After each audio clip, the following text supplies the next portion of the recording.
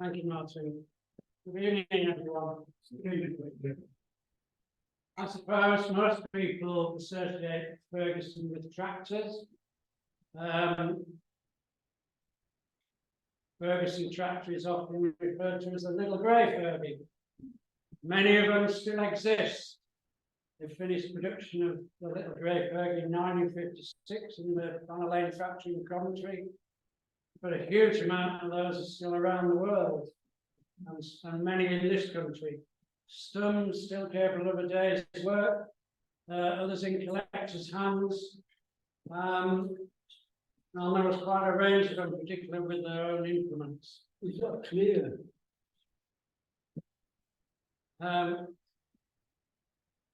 Some of them, unfortunately, languish in children's playgrounds and pub car parks. But at least the children can sit on them and pretend that they're a tractor driver or even a demonstrator like I was. So Harry Ferguson and Man of Vision, tonight I'd like to expand a little bit more. Firstly, to give you a flavour of the background of his tractor business, but then what he did in life after tractors. He was a farmer's son from County Down in Northern Ireland, one of 11 children. He was born to strongly religious parents, which is not unusual in Ulster, the province, as we know. But he didn't enjoy the aspect of farming, manual work. He wasn't a large chap, and particularly wasn't keen on the drudgery of following horses. Large family, a few of his siblings actually emigrated, many of them to America, which wasn't unusual at the time. But his eldest brother set up a business in Belfast.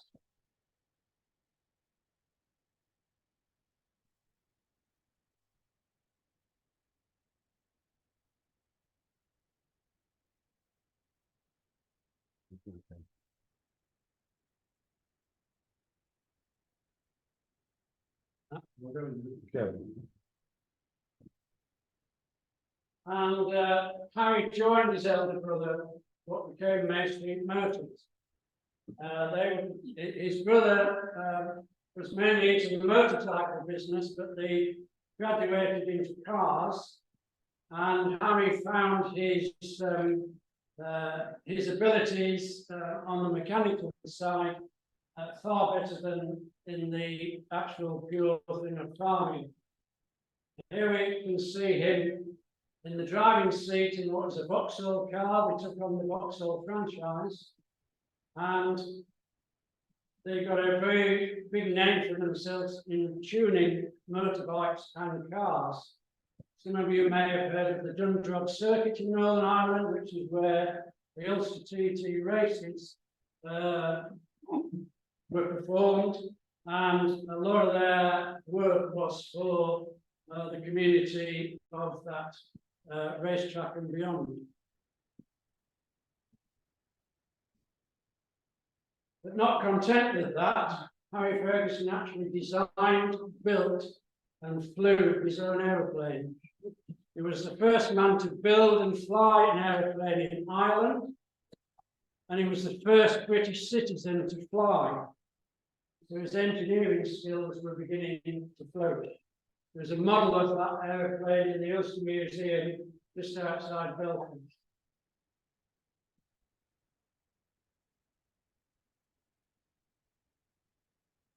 But in the First World War, like the Second World War, Ireland and Britain were very short of food, and the Irish ministry looked for someone to try and improve agriculture in the whole of Ireland. Ireland was one country, it wasn't split between north and south at that time. And they needed to plough up a lot of the grassland and everything to be able to grow crops. And he took on and assisted in the franchise for the overtime tractor. Now you may think, hello, I recognise those colours, green and yellow. Overtime was the beginnings of the company called John Deere, the North American tractor. Those huge things that run around the road at 50 kilometres an hour with a big trailer on them and annoy you intensely, but that's the modern version. But as you can see, they used the drawbar only, so all the implements were towed behind the pulling a plough. One of the problems with this was that, particularly in Ireland, in other countries, the ground could be quite rocky and stony. So if that plough hit the stone buried under the ground, the natural thing was that the tractor was resisted in turning, but it used to revolve around its wheels and rear up, which is why there's a lot of weight over the front here. And Ferguson saw this firsthand, the drivers getting injured and then sometimes being killed when the tractor came right over. But the design stayed for a long time. What manufacturers tried to do, this is the Wallace tractor, which is the company that Massey Harris bought to get into tractors. And you can see that they put the front axle here, right out in front of the. What has he got flanges? Sorry? That's assisted steering. Spade looks on the back and so the front axle is put right out at the front, and that endeavoured to try and get over this problem of overturn, putting a lot of weight in the front. But what it did was it made the tractor longer, and in the fields of Ireland and at various other places, it was very difficult to turn, you needed a big turning circle, and of course they were very heavy, and the last thing you want on farmland, if you can get away with it, is heavy tractors. Now, this is something that we recognise, what we might call the land girls tractor. Used extensively in the Second World War. The Ferguson tractor was first built in North America, part of the Ford Motor Company. Henry Ford had Irish ancestry, so he actually set up a factory in Cork in Ireland, which quite a number of the tractors in the UK came from the Cork manufacturing. That didn't last too long until they moved to Dagenham, which of course the Ford is famous for, with the car factory, they built tractors there as well. But there's not a lot of difference here, because you see it's got cast front wheels, heavy front wheels, and it's only the next generation up from the horse, because it still pulls things. And so the problem with the tractor was just the same. It was subject to overturn if you weren't careful. Ferguson thought there must be a better way. Can't we mount the implement on the tractor so that they all become one? So he developed, with his friends in the car business, clever engineers, a system where the implement was mounted on the tractor with this linkage, as we can see here. Firstly, it was a mechanical linkage, so you had to pull the big lever to lift the implement up on the back of the tractor. Later on, he developed it with a hydraulic ram that you can see in the middle of here. Now, interestingly, this is the same Ferguson tractor design that we saw before, but look what they've done. They've extended the mud guards, or fenders, as we call them in the tractor industry, so they come right down. So when the tractor tries to overturn, it sits on this ledge on the back of the fender. A bit of a very much an agricultural method of trying to get over the real problem.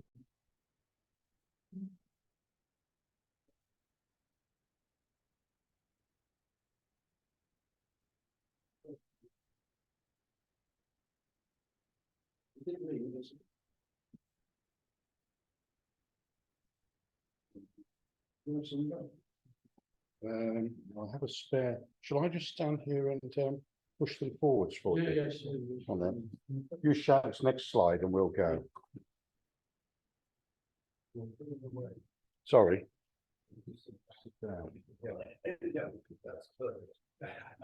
How's that? Very good.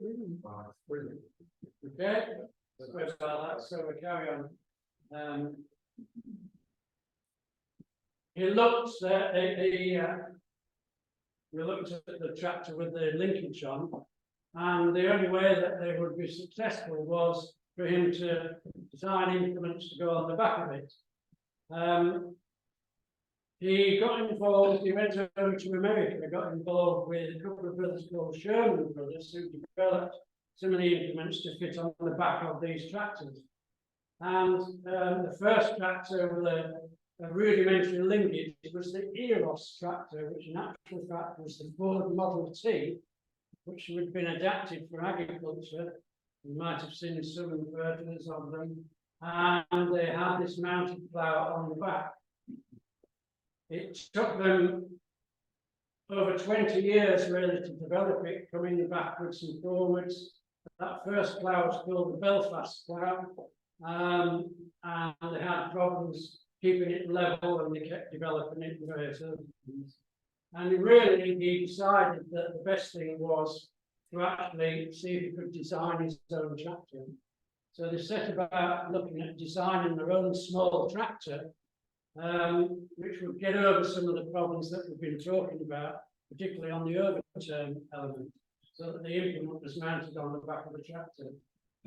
He approached David Brown in Yorkshire, who was a well-known gearbox manufacturer, built gearboxes for commercial vehicles and various other things, and they built the gearbox for what is the first tractor, and they looked for manufacturers. They wanted to build it in Ireland, looked at various other places, couldn't find anybody to build it, but David Brown thought it was a good idea, so they set up building the tractor. And this is what the first tractor called the Ferguson Brown. So you can see the operator, the owner and his son here are pretty pleased to have one of these first tractors on the farm. A very light, small tractor. The first engines were local to the Midlands, Coventry Climax. Later on, they had their own David Brown engine. But of course, it was a completely new concept. Farmers sort of mocked it. This little tractor could never perform like a big tractor, and the only way to sell it was to demonstrate. And they did struggle with numbers to get it established, because basically you need implements on the back to mount on the back to make it effective. Whereas a lot of the time, tractors with drawbars could just pull converted horse-drawn implements. So there was less cost to farmers in equipping themselves. The first tractor they built is called the Black tractor because it was painted black. And the Black tractor now resides in the British Museum. This is it here. And you can see how they developed the implement on the back of the tractor, in this case, the plough. And that has established the first tractor with an integrated three-point linkage in a light tractor. So to explain the system, you have the tractor and the implement mounted on the back. It's three-point linkage. The first development had a lower single link and two upper ones, but they developed it that there's two lower links and a top link attached to the tractor.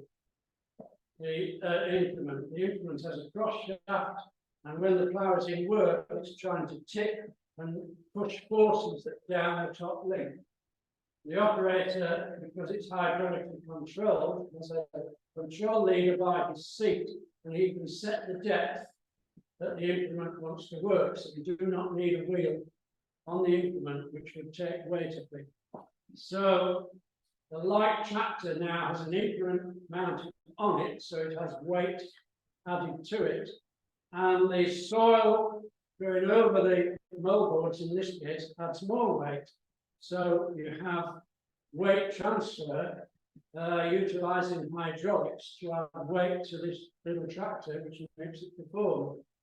There were various other things in there. The lower links are set at an angle and they converge about the point of the front axle, and that takes some weight off the front axle, put it on the back wheels, but it also retains enough to keep the steering accurate. Now this little tractor, of course, is so manoeuvrable. Before, how did you back into the corner of a field? A lot of fields were unproductive. With a trailed implement, you cannot get into the corners. So farmers had to avoid the corners of the fields. So if you imagine in Ireland, in parts of the UK, in small fields, you were leaving a lot of land uncultivated. And this revolutionised it because you just backed into the corner.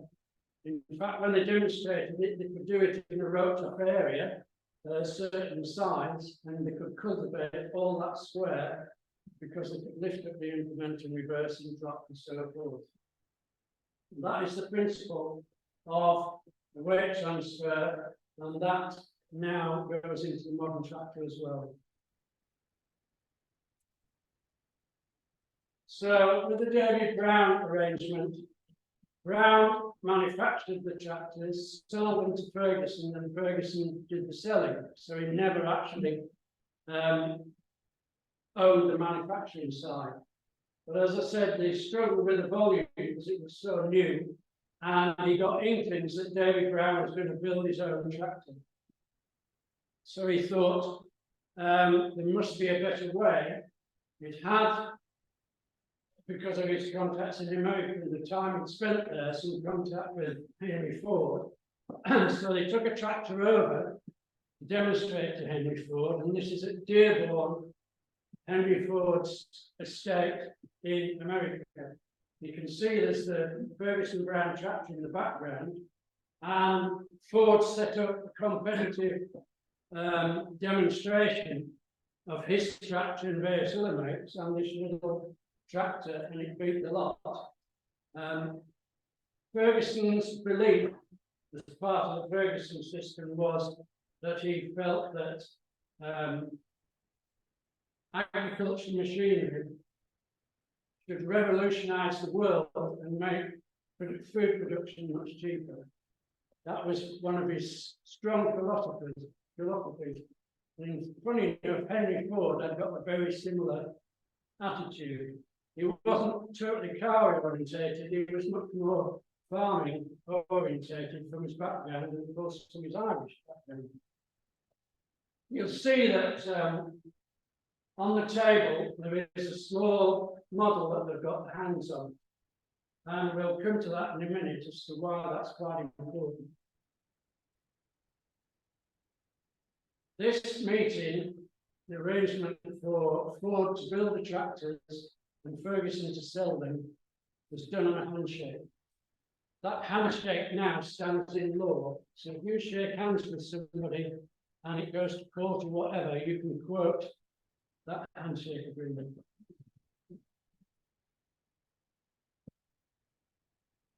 To illustrate the system much better, and I talked about the little model on there, Ferguson had some clockwork models made for all its dealers to try and show the principle. It's quite a difficult thing to put across as to how this tractor, light tractor worked, and the difference between a turning implement and a mounted one. So they came in a wooden box, the top laid out as a track, and here we can see a trail plough, and on the back of the tractor is a mounted plough. Just underneath the trail plough, there is a section like a sleeper across the track. So the idea is to set up with the trail plough, and it's the starting handle winds up the mechanism, but it's clockwork, very clever, and you set the tractor along the track. So what happens next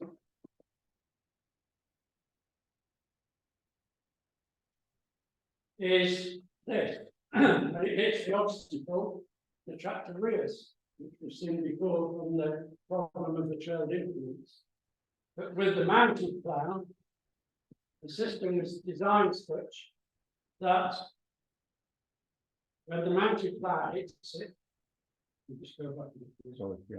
When the mountain cloud hits it, the shock goes down the top link that we saw before. That operates a control valve which puts the hydraulics into dump, so it drops the implement. Tractor becomes a lighter tractor then, there's no weight on it, and the wheels spin.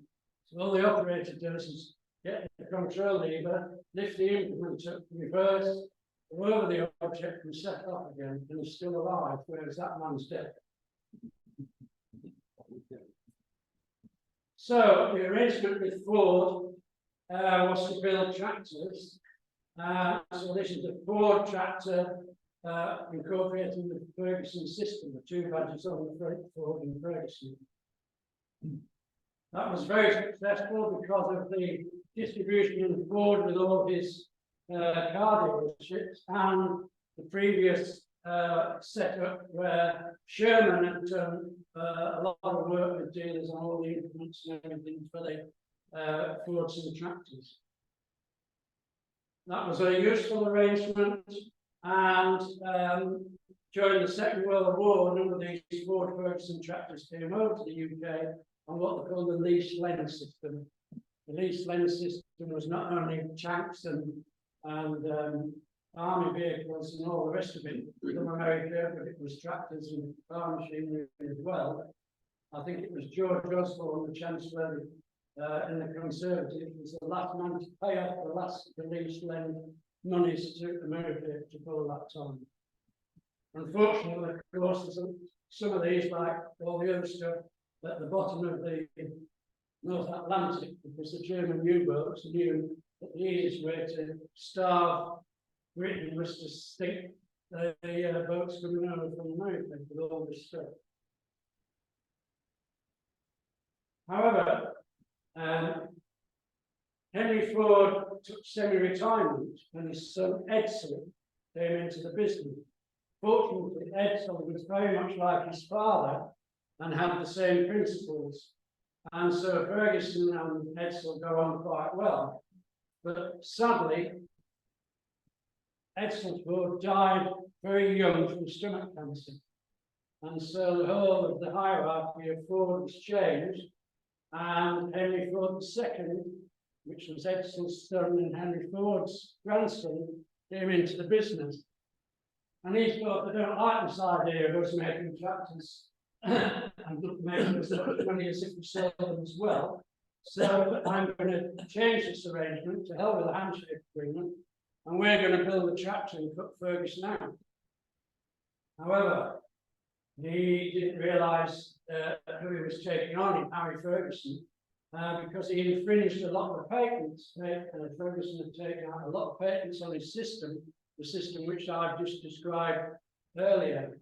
And this court case went on for 4 years, and from 1948 to 52, Harry Ferguson answered 60,000 questions in the court without any problem. There was one session of the American court held in the UK, and that was a first. And in the end, whilst he sued for a lot of money, he finished up winning the case for $9.25 million, which is equivalent to 99 million today. Ford had to stop building the tractors because they breached the patents. Ferguson then had a dilemma because he'd been using all the Ford network and everything to sell his tractors, and he got nobody to make them. And so he looked to see if he could get a manufacturer back here. He always thought that Ford in the UK was going to build his tractors, but after this, it was a big problem. Once he won the court case, the press loved it because here's the little man against the Ford giant, and this is the sort of cartoon they had in the newspapers at the time, the little man taking on the giant Ford. And winning, of course. One of the big things was implements. Again, he didn't manufacture the implements. He had other manufacturers making the implements. They're all over the place, but they also always have Ferguson quality people very often established in those manufacturing. This, in fact, is a narrow tractor. You can see it's set as a narrow tractor for working in orchards and those sort of things. There was lots of adaptations of the tractor, even industrial ones and everything. So, before the Second World War, Churchill realised that Hitler was going to do something fairly serious, and a lot of politicians didn't think so, and he was in a position to have government money to build what they call the shadow factories. The shadow factories were designed such that you can build armaments and various other things, but they could also be turned back into ordinary production after the war. The reason we call them shadow factories is because they were generally built on the outskirts of cities. The shadow factories that we know of are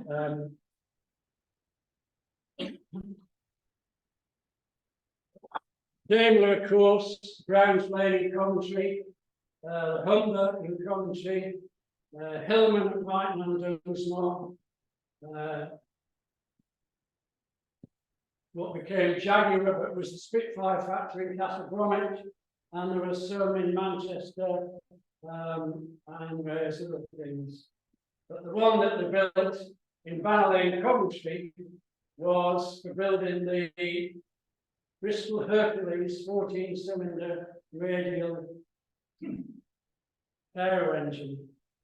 This was owned by Standard Motor Company, so John Black of the Standard Motor Company, and that was turned over. Now, the idea of the shadow factory was they didn't start with raw materials and produce the finished engine. The idea was that components came from lots of different factories to make up the engine, because if one factory was bombed, it didn't stop production. At the back of the factory there, you can see the test houses for the engines, and you can still see the camouflage painting on the roof of the factory.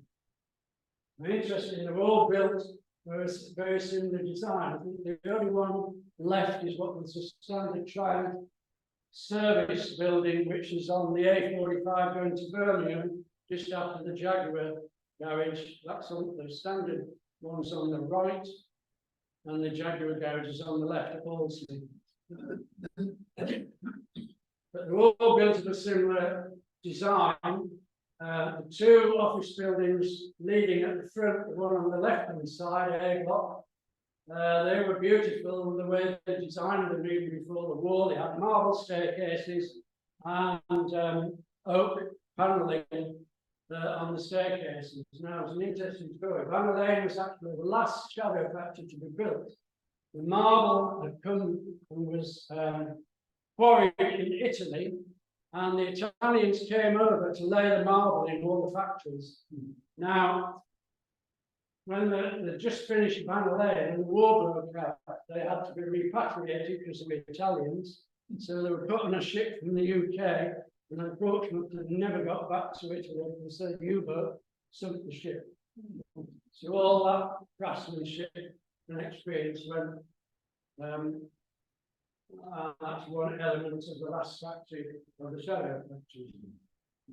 Thank you. Harry Ferguson looked for another manufacturer, as I say, he got introduced to John Black, because he was obviously had a car background, and this is a standard motor company on the Flexionstead Highway in Coventry, and you can see the dual carriageway in those days. Ferguson then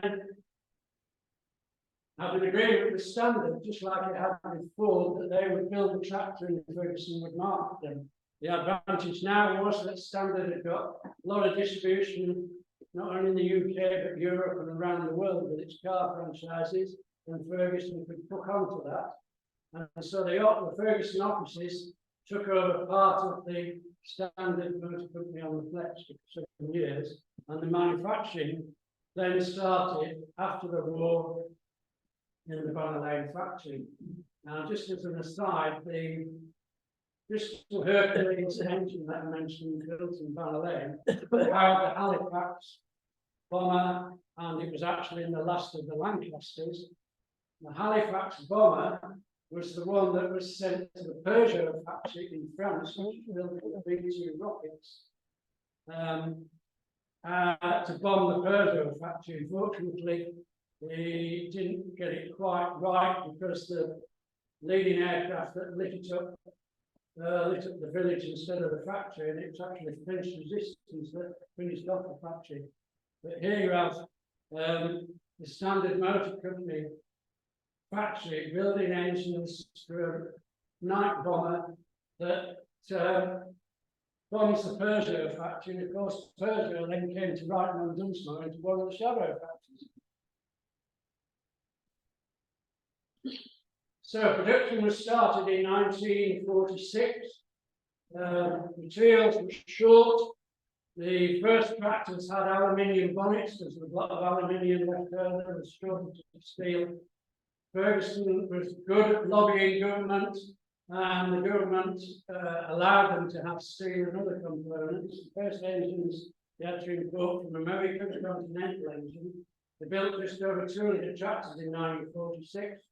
And then in 1947, remember, there's no computers, everything was done on drawings and everything. They built over 20,000 tractors in that first year. So converting from an air engine factory to build tractors, built 20,000 tractors in 1947. Ferguson, of course, had lost the Ford distribution in North America, so they had to start again. And quite a number of those tractors went over to North America to support his business over there. Now, the British government was desperate for balanced payments after the war to effectively growth. And so anybody who could export got a lot of support. And Ferguson was very up to this. And here you can see the area of the factory which they produced either PKD or CKD tractors. That's partial knockdown and complete knockdown. So complete knockdown was virtually a box of bits. Partial knockdown, we're going to see here, there are 2 tractors in the box. And they could be grained onto a ship at the sub-assembly line in whatever country we were going to. The big tractor wheels at the back used to very often sit on the top of the box. Nearly 90% of production out of the Banner Lane factory Coventry went to export. And interestingly, after the Second World War, none of the American companies were allowed to sell into East Bloc countries, but Ferguson did. They had their own business in Yugoslavia. They sold in every country in the world. And it wasn't until various things changed, like the American manufacturers started production in this country, that they got a toehold into communist countries. So Ferguson did very well on the export. Again, he was this is him on the T20, as it was called, England. Used to demonstrate, a lot of delegates come to his estate in Stow-on-the-Wood called Abbotswood. And here he is clearing the River Dickler at the bottom of his estate, at the bottom of where his house was.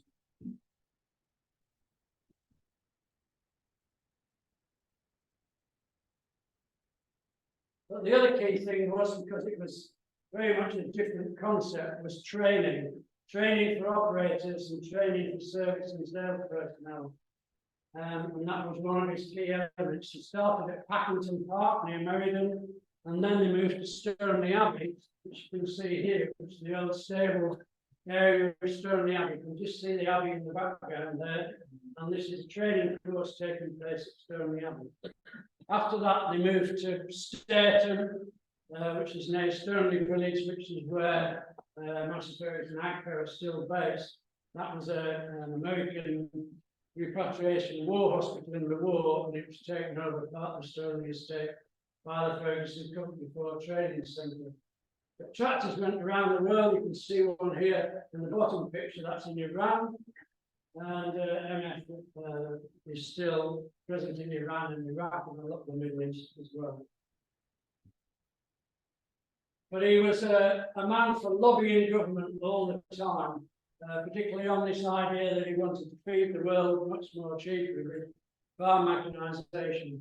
And here we are at Chartwell, with the Ferguson tractor being demonstrated when he took over the estate. Churchill sat in the chair, Rufus the poodle, Anthony Eden before he was knighted next to Churchill, and Nicholas Stones, who was his farm manager, and his son-in-law in the background. Now, I've been to Chartwell, and you can actually look in the visitors book, and it shows Harry Ferguson's signature. He's got there for a couple of days in Lockett Churchill into having more money into tractor production and agriculture.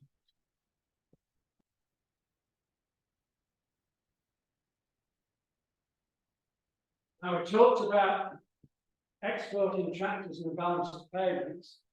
They were asked to get a delegation of foreign visitors to a conference in Claridge's Hotel in London. And the tractor was put in the ballroom on the plinth. It had to be drained of all oil and water and everything to sit on this plinth. You can imagine what the ballroom is like in Claridge's. And there was a Russian delegation there, and the Russian delegation just wouldn't believe that this little tractor could back into corners and do all the things. They wanted a great big thing like a tank in Russia to perform what the tractor did. So Ferguson took umbrage to this. He asked for the key, started the tractor up, remember, no oil or water in it, drove it off the plinth. You've got the flunkies here with the top hats to put something to cover the favoured red carpet down the staircase, open the revolving doors open at the bottom, so Harry Ferguson could drive down the steps into the street and teach these persons a lesson. To the right-hand side there, the second man in was my first boss, Harry Ferguson, when I joined the company, and he was Harry Ferguson's Harry Osborne, sorry, he was Harry Ferguson's PR manager at the time. Looking a bit worried himself, but he needed to do so. That chapter ran right onto the road, just shows the quality of the product for that. Some years ago, that was reenacted, and I went down to the reenaction, which was very interesting. Taking us a little bit nearer home, of course, production of the Ferguson tractor had come to Coventry, and the Midlands suppliers were a major supplier. They built 500,000 tractors in less than 10 years, and all the castings were made by Sterling Metals of Coventry, and Sterling Metals insignia on the side of the transmission was the 3 spires, the Coventry 3 spires. Sterling Metals built most of the landing gear for the planes in the Second World War as well, by the way. So Sterling Metals actually built 500,000 castings at the time.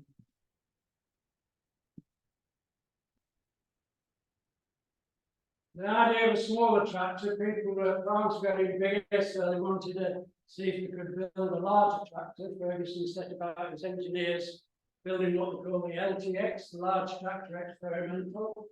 So John Black invested a lot of money into the Van Lane factory to start production. This was it. The Ferguson engineers designed their own engines, petrol, paraffin and diesel. And this was his large tractor, performed exceptionally well in the field, but unfortunately never came into production because Ferguson had set up a factory in Detroit, the only factory that he owned, and they were building tractors there.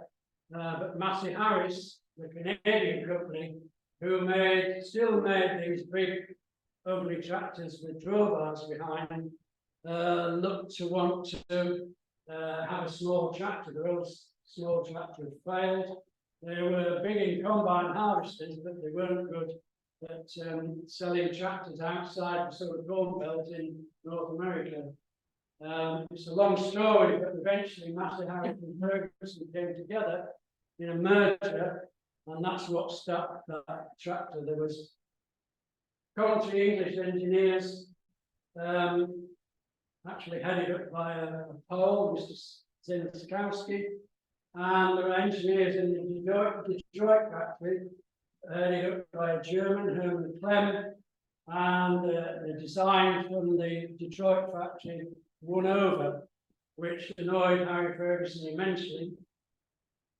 And what became the Massey Ferguson tractor painted in the red and grey that we know today.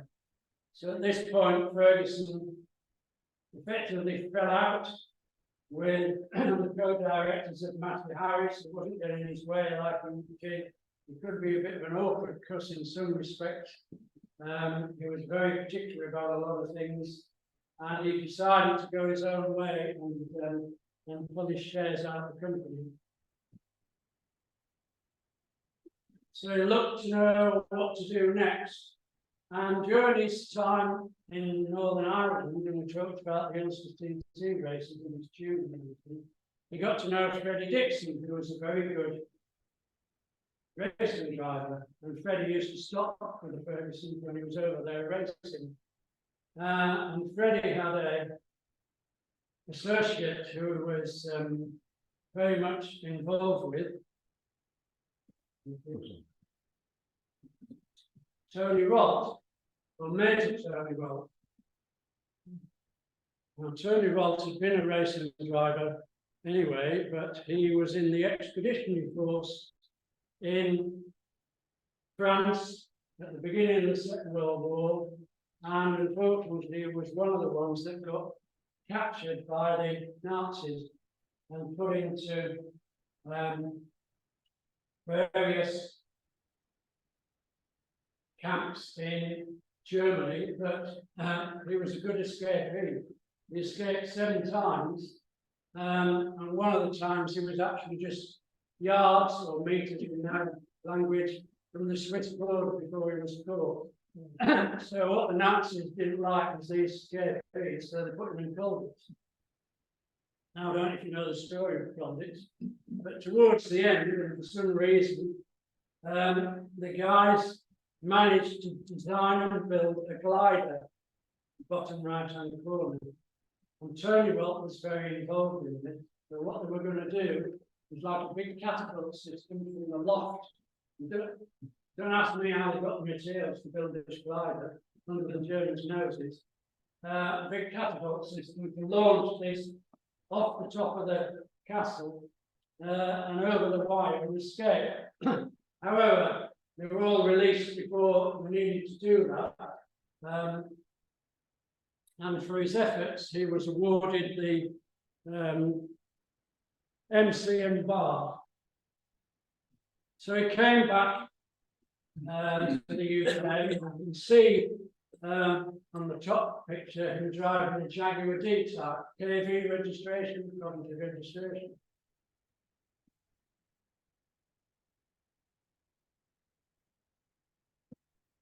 He raced for Donald Healy of Warwick, of course, in a Nash Healy in 1950 and 51.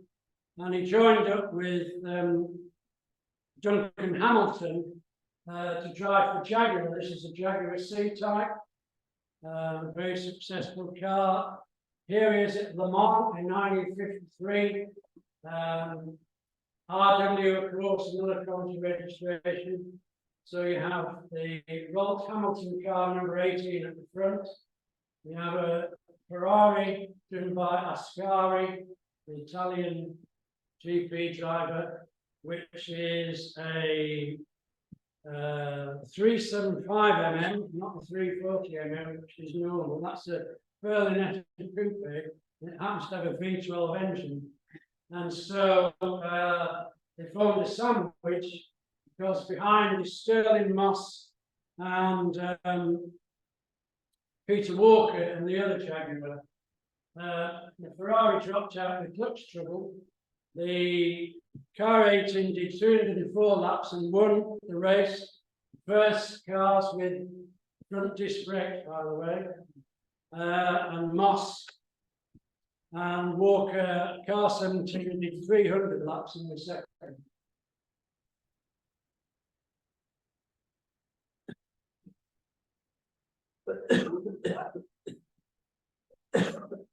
Now, Duncan Hamilton and Freddie Dixon had always wanted to see a bit more safety in cars for the racing, for a racing driver. That's what they wanted. Now, if you think after the Second World War, car production in the UK was basically continuing like 1930s design. They never changed. Chassis cars, all these sort of things, a very sort of old-fashioned design that was put back into production.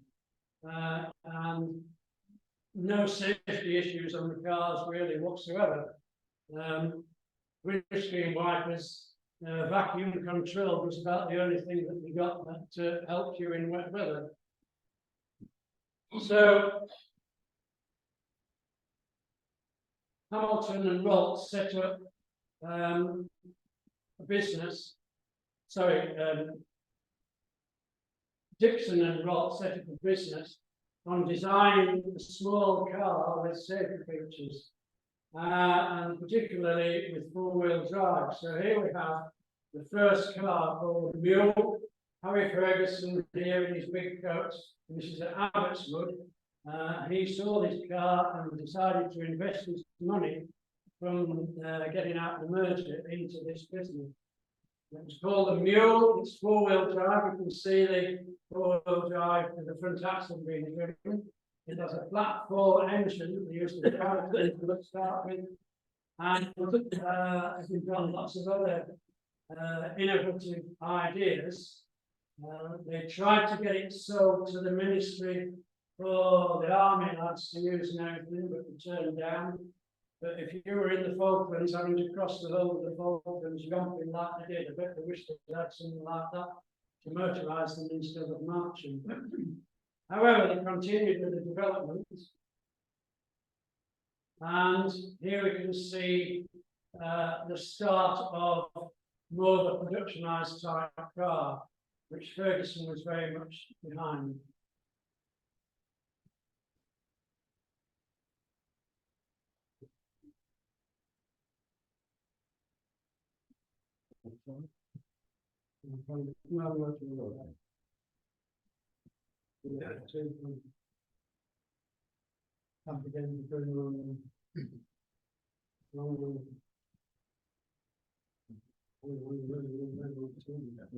Let's see where we go.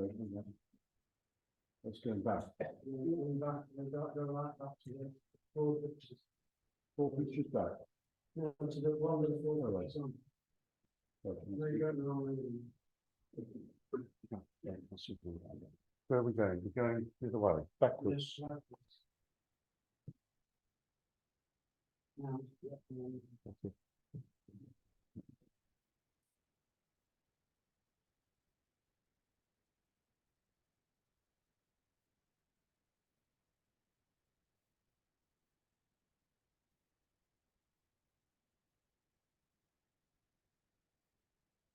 Okay.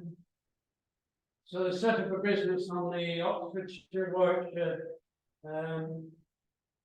Northamptonshire border, in the old army buildings of an old airfield there to start with.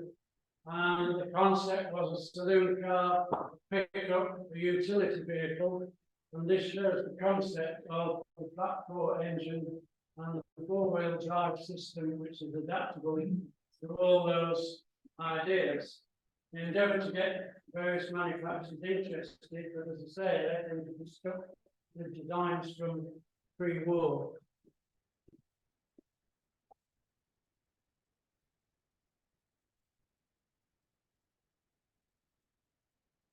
So this was the principle that they developed.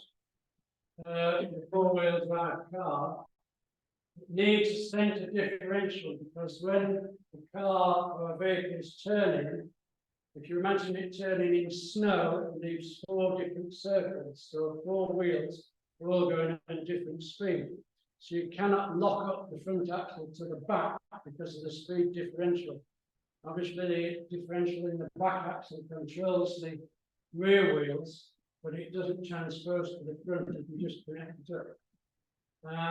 So the innovation was inboard disc brakes, 4-wheel drive with the centre differential, flat 4 engine to keep the centre of gravity down.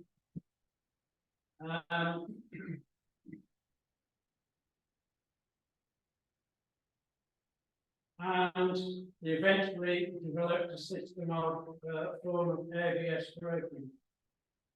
The front axle had constant velocity joints type that allowed a mini car to have front wheel drive as well.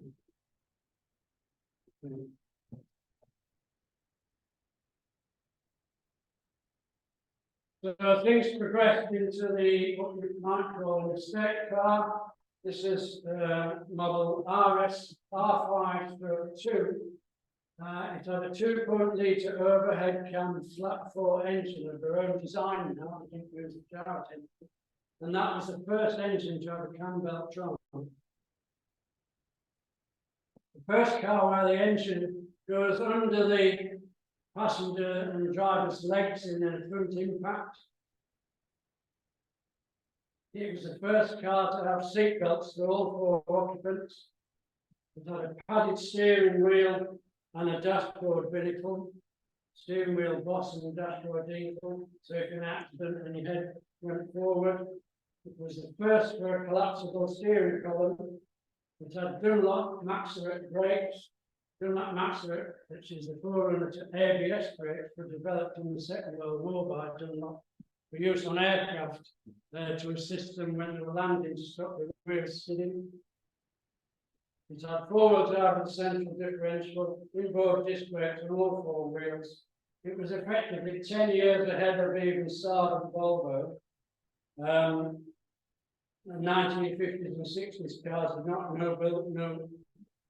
no safety built in, but they couldn't get a manufacturer. He tried lots of people like Len Lord of Austin and everything to get involved, and they couldn't get it into production, sadly. It was just seen as too far advanced, but of course everything that's on that car, we know of cars today. So the concept they developed into a racing car, Formula 1 racing car, well, the first 4-wheel drive racing car, P99 as it was called. And this is Sterling Moss winning at Alton Park in the Ferguson 4-wheel drive car. Very successful. Unfortunately, the Formula 1 people decided that they would ban it because they didn't like 4-wheel drive, because obviously in the wet races and everything, they ran rings down all the other 2-wheel drive cars.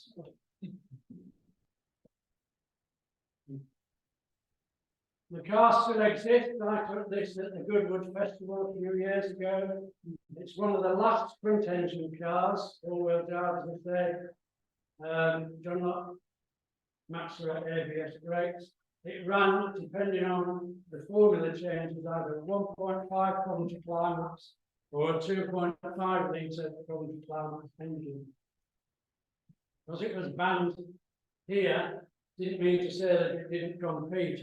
It competed with Innis Island and various other drivers in New Zealand and Australia very, very well. And that was actually owned by the Rott family now, but it just came out and campaign again.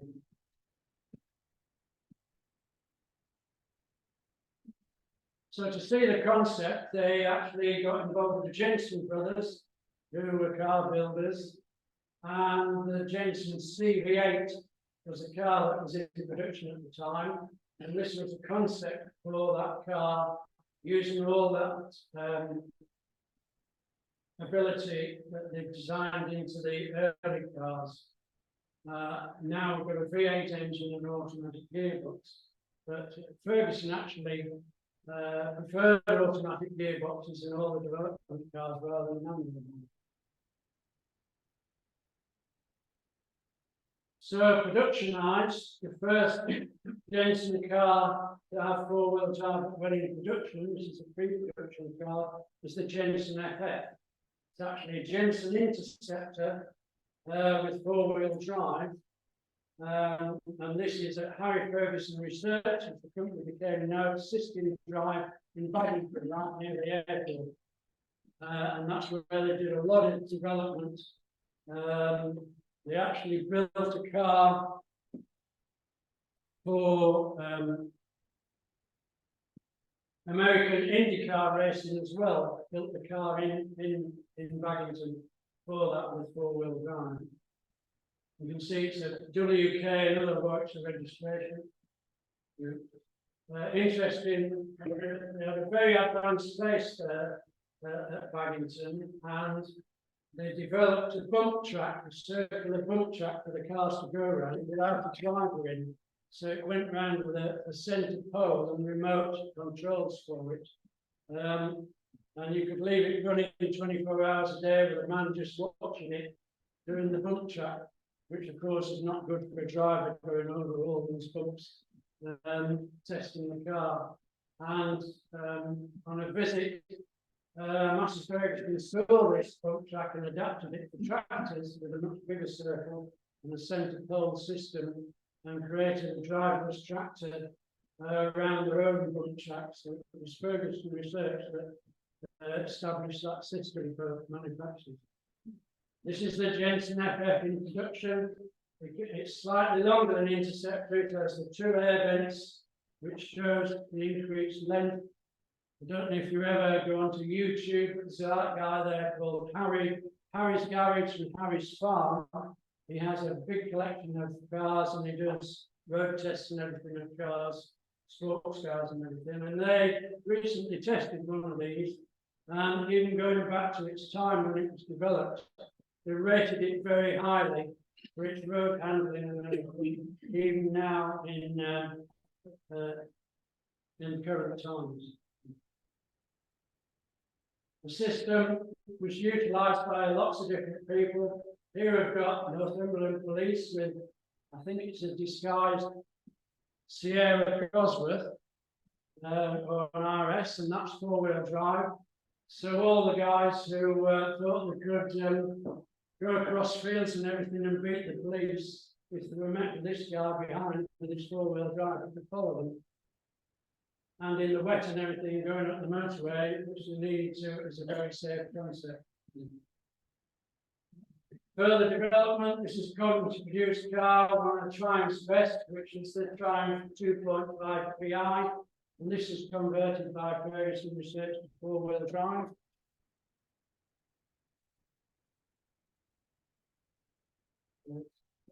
And commercial vehicles, a Bedford van.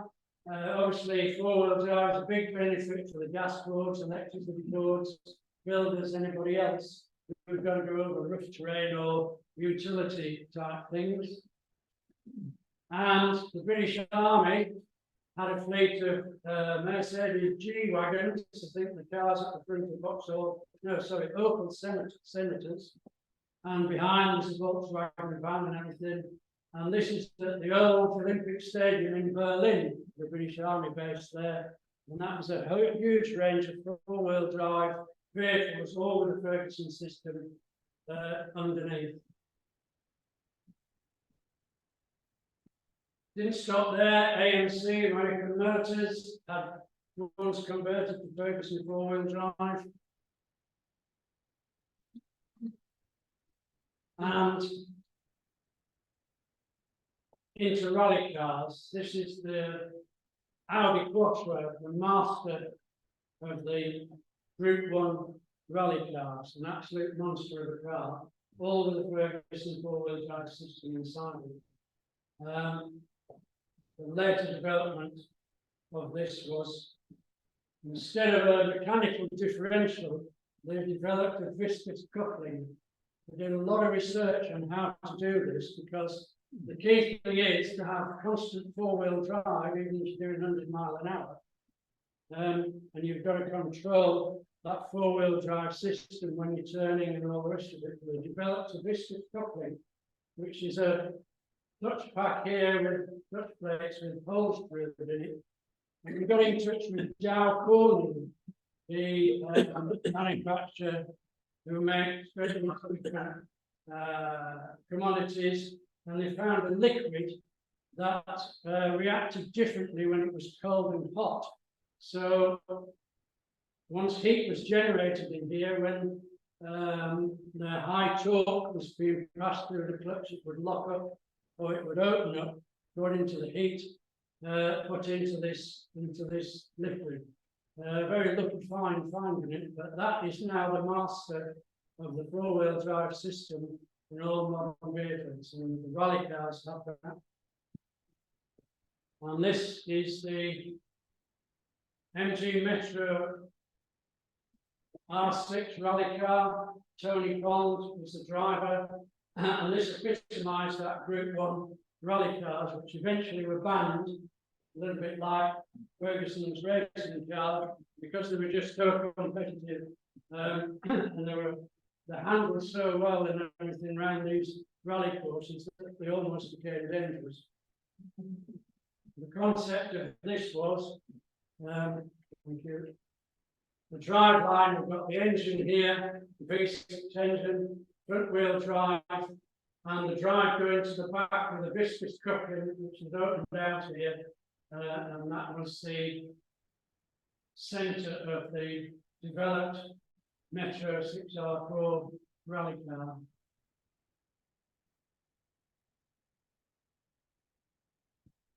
Now, bringing it a bit more down to earth, Range Rover, of course, has always had constant four-wheel drive, and the Range Rovers and various other products. And this is the Range Rover at 50. We've got an early Range Rover on the right, and one of the latest on the left, all with the Ferguson system inside them. Not content with being into the car business, Ferguson researched to come some contracts still in the tractor business, and BMC were looking to produce a small tractor. First development one was one on the left. It looked so much like a little grey Fergie. In fact, it was virtually a copy with a 3-point linkage and various other things on it. And then the BMC designers and engineers got to it and produced a little BMC mini tractor, which became a blue Leyland tractor eventually. And that was all the concept done by Ferguson Research. I'm sorry. Right. By this time, they moved to Woolston between Coventry and Rugby and set up a business there. Tony Rolt's son was heavily involved in it, and they were given a contract by Jaguar for the XK220 Ultimate Sports Car, and they designed and built the gearbox for this car. Interesting car with its double wing doors and everything, very collectible now. So the system lived on. Every tractor in the world has a 3-point linkage. So Harry Ferguson's concept is there every time you see a tractor. This is a German class tractor, a big high horsepower tractor, still with a 3-point linkage on the back. And turning to home, the massive Ferguson tractor, small one here. This is the Beauvais factory in France, an early massive Ferguson French tractor. And one of the latest ones, you can see on the front, the links are held up in the transport position. They even have front linkage on the front of the tractor as well. So they have mounted an implement on the front and on the back. Again, the Ferguson system. By 1994, Tony Rolt at Woolston decided that they needed to hand the business over. So all the patents, all the drawings, everything to do with what Ferguson Research had done was handed over to Ricardo at Bradford Assembly near Leamington Spa. And that lives on now. They still do development work, all the manufacturers come to them. And a lot of all these modern cars now, whether it's Mercedes, Jaguar, Audi, Volkswagen, Rover, Jaguar Rover, everything, with four-wheel drive, constant four-wheel drive, and the Ferguson system with the viscous coupling inside.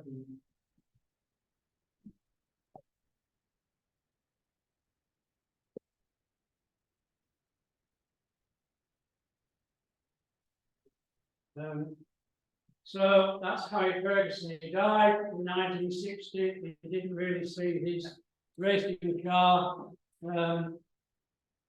achieve the success that he did, but he set an amazing standard, not only in agriculture, but in the car world.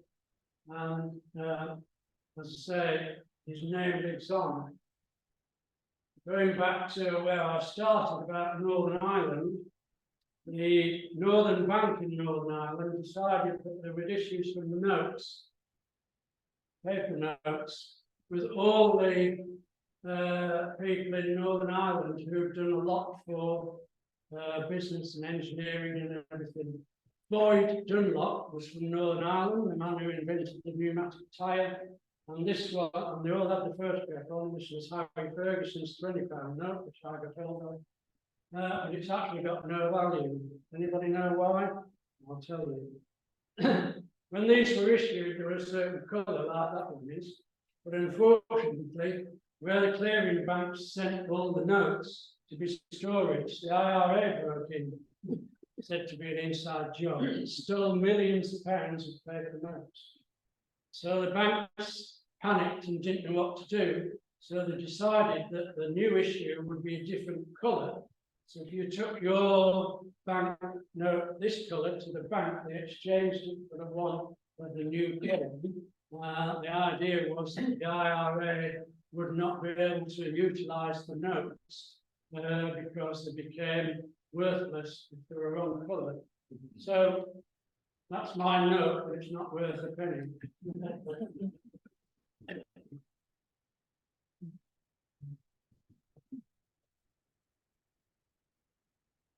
There has a book been written all about the Ferguson system after his tractors. There's a lot of information there. It's a long read, it's quite an expensive book, but it goes right through the whole concept of basically what I've talked about in the latter part of the presentation. Okay, thank you.